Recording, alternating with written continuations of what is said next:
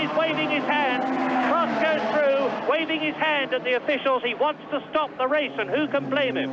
Now, I'm just waiting for Senna to come through, and the gap as Senna goes through, quite dispassionately, is down to 11 seconds. He's taken 4 seconds out of Prost's lead. Ayrton Senna was closing up on him, and he actually passed him on the finish line. And Prost is stopping, and Senna crosses the line before he gets there. Now that's amazing.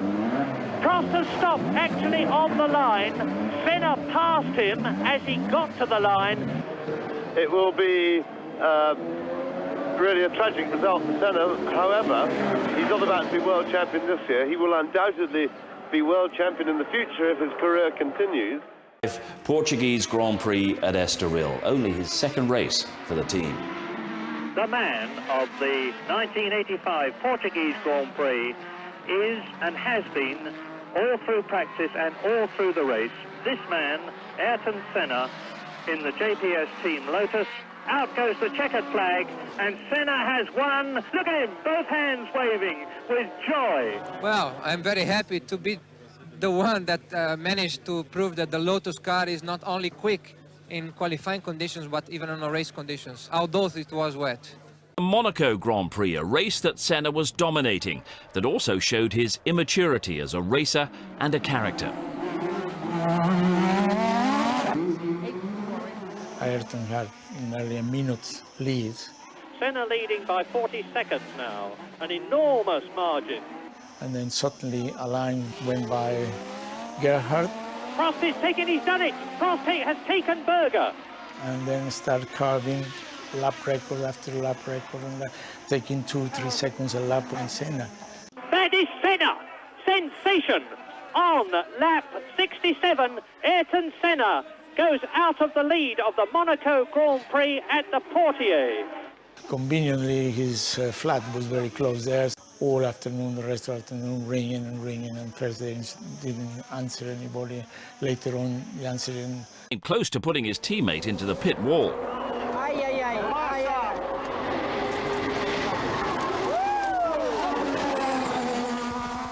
That was very close. Ayrton has a small problem. He thinks that he can't kill himself because he believes in God and things like this, and I think that's very dangerous. But the penultimate race in Japan, it was Senna at his best. After a dreadful start, came a brilliant drive through the field from 14th in wet and dry conditions. His 8th victory of the season and his first world title. Senna gets away, Prost, fantastic! Senna left on the grid, and they go flying past him. And this has given Prost an enormous advantage. Ayrton Senna down in 14th place, he has got it all to do. And Ayrton Senna is now starting to carve his way through the field. You're going to see very soon Gerhard Berger losing his 3rd position to Ayrton Senna, who's closing up visually all the time. Senna is getting close to him, and Senna is going to challenge for the lead. Ayrton Senna has got the lead.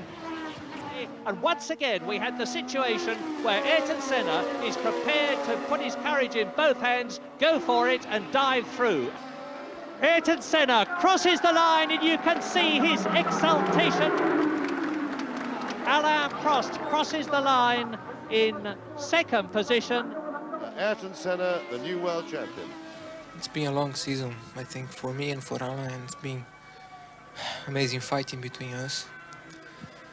A lot of pressure on both of us, and although we always try to minimize the pressure to make it less painful, it's impossible, and it was very hard, and I still cannot believe his finish. Senna world champion, McLaren dominant, but within the team the tensions and suspicions were growing, fueled by Alain Prost's belief that his teammate was getting... In 1989, the rivalry became raw and public at the San Marino Grand Prix. Senna and Prost had qualified 1 and 2, and Senna proposed that whoever was first into Tosa should keep the lead, so not jeopardizing their chances. Prost agreed. But then the race was stopped because of Gerhard Berger's fiery accident at Tamburello.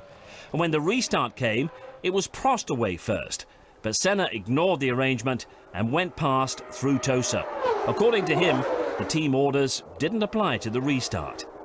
They had a clear agreement with. And so, in the worst of atmospheres, the 1989 season continued. 2 weeks after Imola, Senna was at his brilliant best on the streets of Monaco and followed it up with victory in Mexico.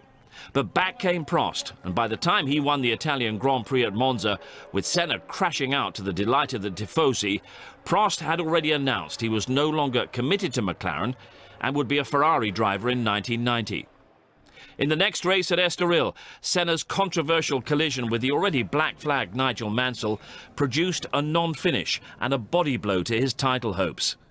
At Suzuka, the penultimate race of the season, Senna had to win to keep his hopes alive. Prost, 16 points ahead, said he would not be opening the door if his teammate came to overtake. Has he got something up his sleeve, or will he try? It looks to me as if he has no obvious answer. Will he try something desperate? He showed himself capable of doing that. Out of the 26 who started, and if Prost comes up to any of them, this is the opportunity that Senna's looking for, and he's going through. Out! Oh my goodness, this is fantastic. They meet. This is what we were fearing might happen during the race.